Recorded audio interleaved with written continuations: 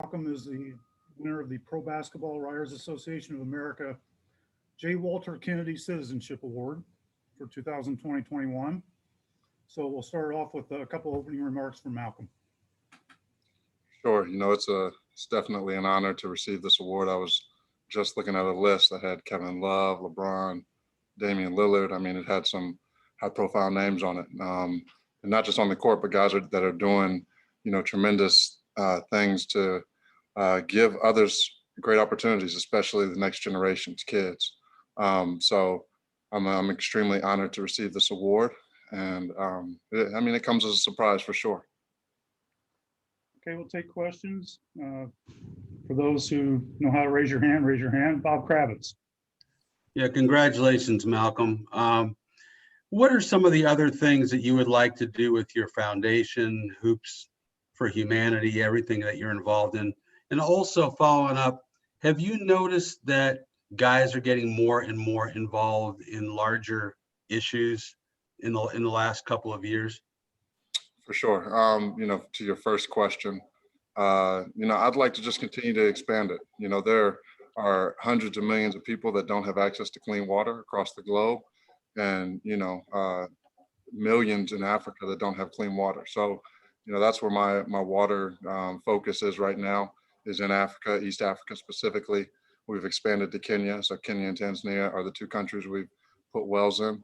But as I, grow the foundation, grow the water initiative, and add more players, WNBA and NBA players, onto the roster to help fundraise and bring attention to the issue, hopefully, we can build wells in countries all over the globe, all over the continent of Africa, but then spread to South America, spread to Asia, spread to all these other, continents that also don't have access to clean water. Thank you. Oh, and then your second Yeah. question. Absolutely. I think when you see guys like LeBron, guys that are leading the group on the court, and then you see him do stuff off the court. You see LeBron opened up his school back home, but he does so much amazing stuff off the court. I think that leads the way. It opens the door, breaks the glass ceiling for players to know that, look, I have this money, keeping it and spending it isn't the only way I can use it. I can use it for good. I can use it to help other people, to transform other people's lives. So I think it's becoming more of the norm for guys to want to go back to especially their communities back home, their neighborhoods, and try to help people as much as they can using the resources they have. Thank you. Kevin Bowen. And Malcolm, congrats on the award. Very well deserved.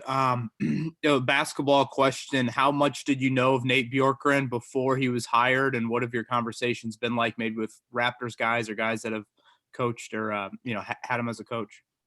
I didn't know much about him. I always saw him on the bench. I know he was very active.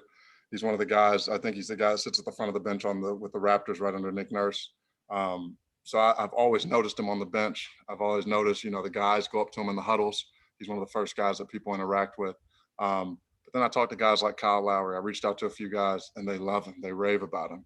That's the biggest thing for a player. When you have a new coach that's coming from a different organization, it's cool to hear what fans think. It's cool to see his resume. But when you can get the opinions of other players that have played for him, that's really what you want to check to make sure that box is checked. What are some of the things that they say about why they love him so much? Incredibly creative, incredibly interactive with the players. Definitely a player's coach. Honestly, I've heard he's just like a mastermind behind the scenes, an orchestrator, a guy that's develops a lot of what Toronto does along with Nick Nurse. But he had a large say in that, and I'm excited about that. We're in need of some creativity, and I think that's what he's going to bring to the table. Seth Johnson. Malcolm, I missed your opening statement. I was a little bit late, but I kind of am curious to hear a little bit about the work you've been doing with your foundation lately, and kind of what excites you about the work you're doing in the community right now. For sure. I have two initiatives with my foundation. For those that don't know, Hoops for Humanity, which is the water side. We build clean water well wells in Tanzania, East Africa, and now Kenya. We're continuing to expand that. I also have 10 to 15 NBA players that help me, that partnered with me, help me raise money. I wouldn't be able to do it without them. And I have 4 WNBA players right now. I'm trying to add on to that list, of course, that are helping me, spread the word and spread awareness. So that's continuing to grow. I'm super excited about that, just to be able to continue to touch different countries on the continent of Africa. That'd be a huge blessing for me, but it'd be a huge blessing for others to have clean water. And then the other half of the foundation is the JHA Education Project, which focuses on charter schools, but also elementary, middle schools in Indianapolis and Atlanta, giving them, whether it's a mentoring, whether it's just higher quality opportunities to education. So that's really what the focus is. Jeremiah Johnson. Hey, Malcolm, it felt like from day one last year, you tried to take a leadership role in that locker room on that team, but was it difficult at all because you were a new player, and do you envision really being able to do that even more effectively now that you're in your second year and so many of the players are familiar from last season? For sure. It was something I tried to do day one of last year. It's definitely a challenge. You come onto a team, you're paid, you're one of the higher paid guys on the team. The expectations are through the roof, but you also have to prove yourself, not only to the front office, to the coaching staff, but mainly to your teammates. You're really trying to gain their respect. They're trying to understand why you got paid what you did, why you're getting the hype, why you're getting put in this leadership role. And you have to demonstrate before you open your mouth. So for me, that was really, I wanted to demonstrate by example. I wanted to show my work ethic. I wanted to show my focus and my how focused I was on the details of the game and how much I enjoyed the game, and how much I would sacrifice for others, and learn to work with guys and try to bring guys together. And I think that in that process, you take on a leadership role and guys learn to respect you, because you show them respect. And that I hope that I think that will go into this next year. As far as a bigger leadership role, that's up to other people to decide. I will always, I guess, act as a leader on this team and try to lead this team as much as I can. But that's one by example. And right now we have a new leader overall, and Nate. And we're excited. I'm excited. We're gonna follow him. I'm gonna do what he needs me to do to lead this team, and we're gonna take it from there. Thanks. Eric Woodyard. Hey, what's up, Malcolm? How you doing, man? I'm good. How you doing, man? Good, man. Congrats on the Citizenship Award today, too, man. Thank you. I appreciate it. Yeah. First of all, you kind of talked about, last year and taking that step, but, I'm interested from a basketball perspective. What did you learn about yourself being in that new role, that can translate over into this year, as far as you going through a new experience and, just with a new team, new situation? What did you learn that you can translate over? That I can run a team at the point guard position and in the leadership role. That's one of the most difficult things to do in the NBA is lead a team, to be the guy that guys are looking to for leadership, but also for an example, to be that example all the time, because guys are watching you, people in the front office, the coaching staff, everybody's watching you, and seeing how you're going to respond, especially in times of doubt, in times where we're not winning as many games or playing as well. So that's something that I'm looking forward to translating, just being comfortable in that leadership role, knowing that I belong in it. And, I have a great group of guys around me that embrace me and I embrace them. So it's a really good position to be in. Good luck this year, man. Thank you. Yeah. Malcolm, in some of your earlier years with Milwaukee, that team brought back a lot of the same guys from year one to year two. The Pacers are doing that now. Can you speak to how continuity helped those Bucks teams be good? Continuity and chemistry is huge. You had guys like Giannis, Chris Middleton. Keeping those guys together is what builds an elite franchise, and that's something the Bucks have done well. That's something the Pacers are doing extremely well right now. I mean, we did it even on a larger scale, bringing all 5 starters back, bringing everybody back. So, I'm incredibly excited at the chemistry this group will have. Last year, all that was talked about was the continuity and the chemistry of the team, and how some guys were injured, and we couldn't get the starting 5 together for a consecutive number of games. And this year, we're going to start healthy. We're really going to see what this team is about. with a new coaching staff, with a great coach. And, you know, I think it's only up from here. G. Montgomery. Hey, Malcolm. Congrats on the award. I got a couple questions, but I'll go one by one to give everyone else a chance to ask. The pandemic has changed the way we watch sports. NBA basketball is a special experience, as we all know. What is it about the game that keeps you engaged and motivated as a player? And what about the game draws in fans? Man, honestly, my family keeps me motivated. There's a lot of things that keep me motivated. My family, the gifts that God's given me to go play this game, to make a living, to entertain people. I think it's a beautiful sport that everybody enjoys, and I enjoy, you know, giving people that entertainment. And then competing. I mean, on a very fundamental level, competition is really what drives me every day. I love competing against myself, my teammates, opponents. You know, I love the challenge of it. And then what was your second question? And what do you think about the game that draws fans in as well during this time? You know, I think it's the world's game. You know, I think the only sport that really honestly beats it worldwide is soccer. And but I think basketball is a close second. And I think people around the world have access to the sport and can play it and can watch the NBA. And the NBA has just marketed itself so well globally. I think it's you know, it's easy for people to watch and for people to follow along and find their favorite team and their favorite player. So I think it's a sport, and the NBA, you know, organization as a whole has done a phenomenal job marketing itself and really spreading the word. Nathan Addison. Congratulations on the award, Malcolm.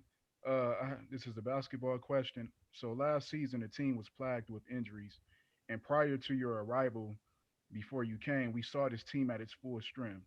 What I would like to know is if this team remains injury-free the entire season, how deadly do you think this Pacers team could be going forward? I think the sky is the limit for this team. You know, I think we have as it stands right now, we have an incredibly well-rounded roster. You know, we have a strong starting five at every position. A guy that can go out and get 20 plus points any night. But then we also have one of the best defending bigs in the league, if not the very best. We have a really good backcourt. We have a guy in TJ Warren that, you know, I think is one of the most pure talented scorers in the league. You know, I think this is a deadly team. I think it's a team that's slept on, though. I think this organization's been slept on for years now. But it's time for people to wake up. It's time for, you know, us to make a deep run in the playoffs, us to shock some people this year. And I think we will do that. Kristen Aaron. Hey, Malcolm, congratulations on your award. Every player, I guess, during the offseason focuses on some part of their game to work on. Was there any skill set during this offseason that you really focused on in getting ready for this season? Oh yeah, it was shooting the three ball, off the dribble, off the ball, and going left, shooting the ball. You know, teams want to weaken me. Teams don't want me to get to my right hand. So I worked on going left. I worked on going left finishing, and I worked on going left shooting the ball.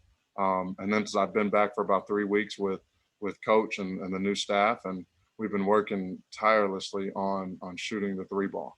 And I think I think you're going to see my percentage really go up this year. J. Michael. And Malcolm, speaking of the three ball, based on the way you guys played last year, the way you played, last year, you were used a lot as pick and roll ball handler. And if you go back to what you did previously in Milwaukee, it was not, I think it was 19% versus like 43%. Do you think it's going to be closer to maybe what you did in Milwaukee in the sense that you're going to be a little bit more off the ball, able to spot up, and that's what's going to contribute to you having a more efficient 3-point numbers?